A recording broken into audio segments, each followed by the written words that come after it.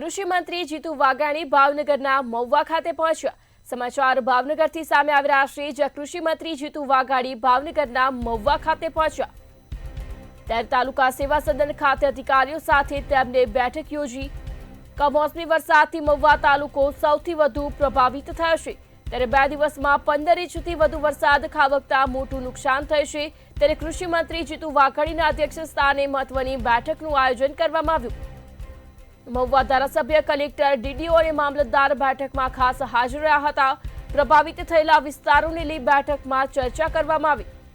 વાઘનગર, વડલી, ભાદરોડ ગામોમાં વ્યાપક નુકસાન પહોંચ્યું છે। ત્યારે મોટા ખૂટવાડા, દુધાળા, નાના મોટા જાદરામાં પણ વ્યાપક નુકસાન પહોંચ્યું। ભાવનગરથી સમાચાર, જ્યાં કૃષિ મંત્રી જીતુ વાઘાણી મહુવા ખાતે પહોંચ્યા હતા।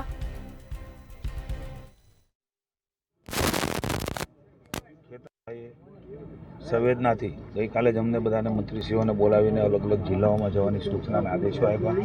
રાત્રે જ બધા અમે અલગ અલગ જિલ્લાઓમાં પહોંચીને આજ સવારથી જ ખાસ કરીને સૌરાષ્ટ્ર અને દક્ષિણ ગુજરાતમાં એમની અસર વધારે છે ત્યારે એવા જિલ્લામાં મોકલ્યા છે અને તમામ જિલ્લાઓ તો રિપોર્ટ એ રિયલ ટાઈમ મોનિટરિંગ માની મુખ્યમંત્રીશ્રી તમામ તંત્ર સાથે, ધારાસભ્યશ્રી, એમપી સાથે સંપર્કમાં રહીને કરી રહ્યા છે। અમે તાગ મેળવીને ખેડૂતોને મળીને એમના ખેતરમાં જઈને એની પરિસ્થિતિ જોઈ છે, એમની મુશ્કેલી જોઈ છે। તંત્રને પણ પ્રાથમિક અહેવાલ તૈયાર કરવાનું કહેલું છે। મહુવામાં ખાસ કરીને શિવાભાઈ અમારા ધારાસભ્યશ્રી ખૂબ સક્રિયતાથી પહેલા દિવસથી સંપર્કમાં છે। ભારે વરસાદ 16 ઇંચ જેટલો વરસાદ આવ્યો છે ત્યારે નગરમાં પણ મુશ્કેલી પડી છે અને તાલુકામાં પણ ભારે વરસાદના કારણે ખેડૂતોને એમના પાકમાં એ ચાહે તેલબિયા પાક હોય, શીંગ હોય, કપાસ હોય, આ બધામાં ફળફળાદી હોય એ બધી મુશ્કેલી થઈ છે। ત્યારે સૌએ પોતાની વાત મૂકી છે। રાજ્ય સરકારે ખેડૂતોની સાથે ઊભી છે, કારણ કે આ સમય એને સધિયારો આપવાનો છે। માનસિક રીતે માણસ તૂટી જતો હોય છે ત્યારે એમને સધિયારો પણ મહત્વનો હોય છે।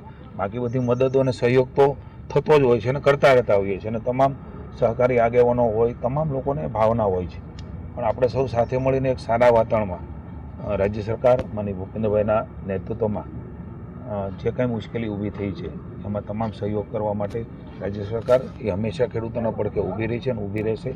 પણ સૌ સાથે મળીને એમને માનસિક સ્થિતિમાંથી બહાર કાઢવાનો પણ સકારાત્મક રીતે, પોઝિટિવ રીતે મારી વિનંતી છે કે સૌ સાથે મળીને એક એવું વાતાવરણ બનાવીએ એમને સારા વાતાવરણની અંદર આ દુઃખ ભૂલાય અને એમની મુશ્કેલીમાં જે કાંઈ થઈ શકે એ આપણે સૌ સાથે મળીને એને સહયોગી બનીએ। તત્કાલ કાંઈ અત્યારે જાહેર કરેલું છે?